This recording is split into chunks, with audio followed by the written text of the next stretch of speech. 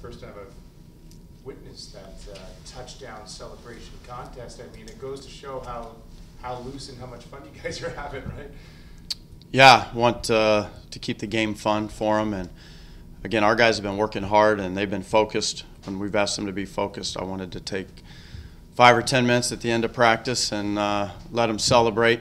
We had that penalty against Tulane where we had a couple guys come off of our bench to go celebrate on the trick play.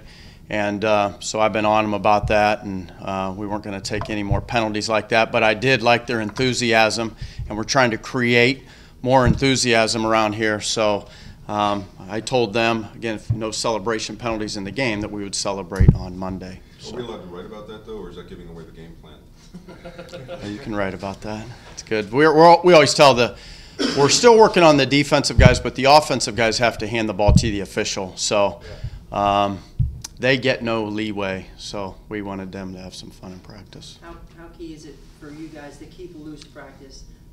Obviously, for them to joke around, have a little bit, but still get their jobs done on the field. The game of football should be fun, and being in college should be fun, and we need to enjoy the process.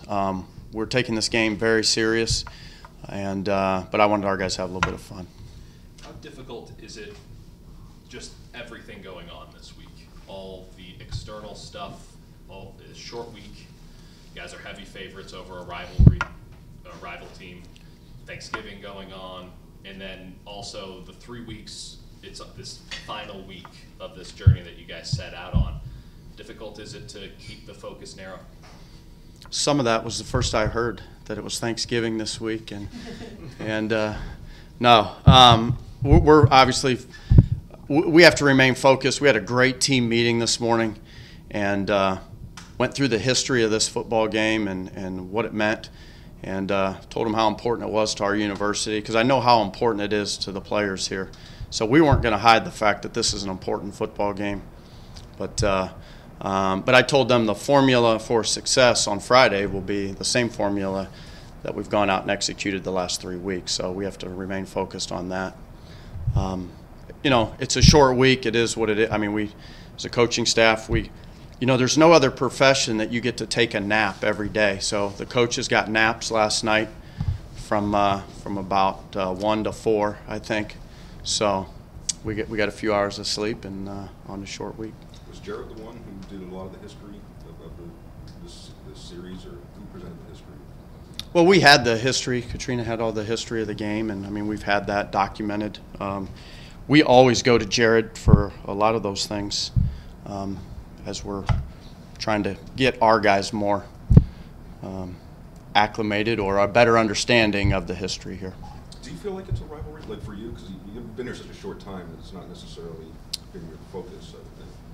Yeah, because everywhere I go in the state, people always say FIU, FAU. They always say, oh, you have to explain what the difference is. So yes, it is. It's very much of a rival to me. Nixon said this game is extremely personal, and obviously a senior who's been through a bunch of these Shula Bowl games would probably feel that way. Has that message, have the seniors relayed the sort of taking it personal message to the younger players and tried to transfer that onto them as well? Well, I think so, because, I mean, for Nixon, he knows that we didn't play very well a year ago, and that has left a bad taste in our mouth. Certainly for our seniors, and certainly for a guy like Nixon. Nixon was really banged up and battling through that game last year, so I know he wants to play a great football game, and we owe it to our seniors, and we owe it to this program and our team to play our best football on Friday. How much has that bad taste carried? How long have you guys held that sort of chip on your shoulder? Has it been an all-year thing, or did you kind of pull it out of the cupboard? Well, you're focusing on all of your other football games, so I think we pulled that taste back out this week. Still better though. Yes. Now during the Pelini tenure, he wouldn't let the players talk about bowls, bowl eligibility. Have you let the guys kind of talk about that and let them kind of enjoy what they're going after?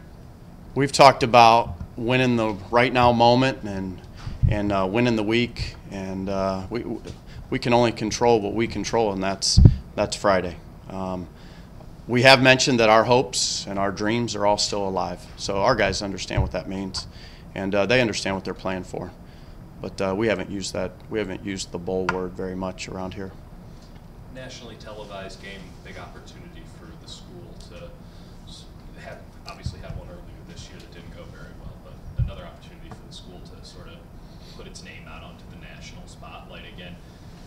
Is it a little strange, though, knowing that after the FIU game, it might all be broken up and no one's quite sure where the coaching staff will go or where this program will go afterwards to sort of be that advertisement?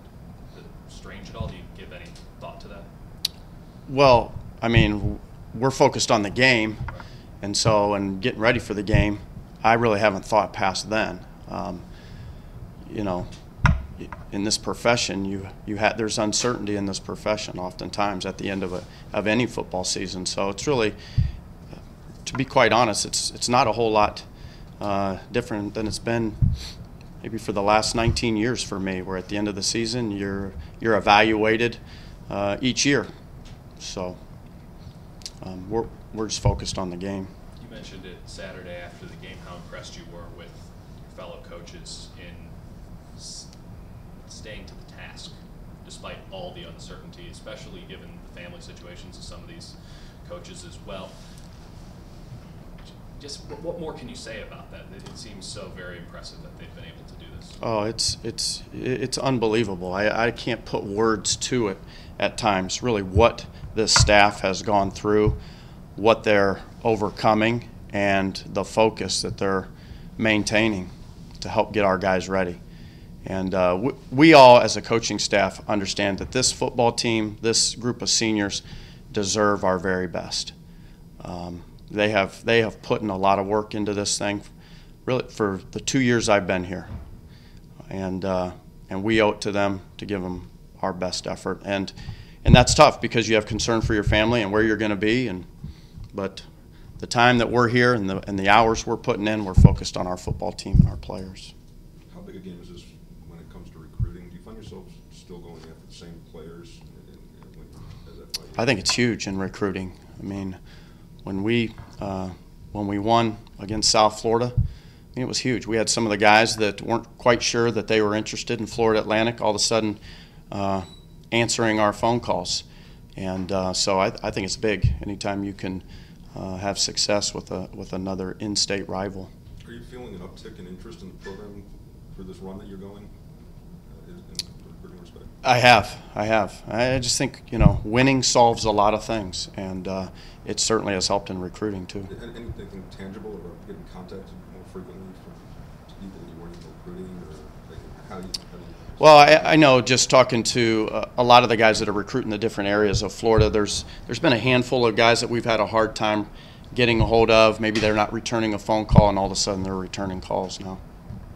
How has the recruiting been these last 3 weeks? You mentioned that early on you were just going to try to recruit the players that were in-house. Clearly that kind of stopped at a certain point, and you've opened it up again to outside parties. How has that recruiting gone, again, going back to the uncertainty? Well, we're always recruiting our own players. I think you're working with them daily, so you're never not recruiting your own guys. But it has picked up. We've always stayed in touch with the guys that were committed. We wanted to stay in touch with the top guys in each of the assistant coaches' areas because, again, we're here and we're coaching. We want to have a shot at the best players that are available. So we're continuing and we're recruiting as if we're staying. What worries you about FIU? That it's a rival game. It's a rivalry. I told the team that FIU team last year came in to our place with 2 wins and manhandled us. They really beat us in all aspects of the game a year ago. And so just because they have 1 win doesn't mean anything to us. They had 2 wins and came in here and beat us handedly last year. So that concerns me. They have some guys that have been in the program that are developed, that run well. They've recruited there in the past well, and I'm sure they're continuing to recruit well. And so they've got some skilled guys. Their defense is a very solid group.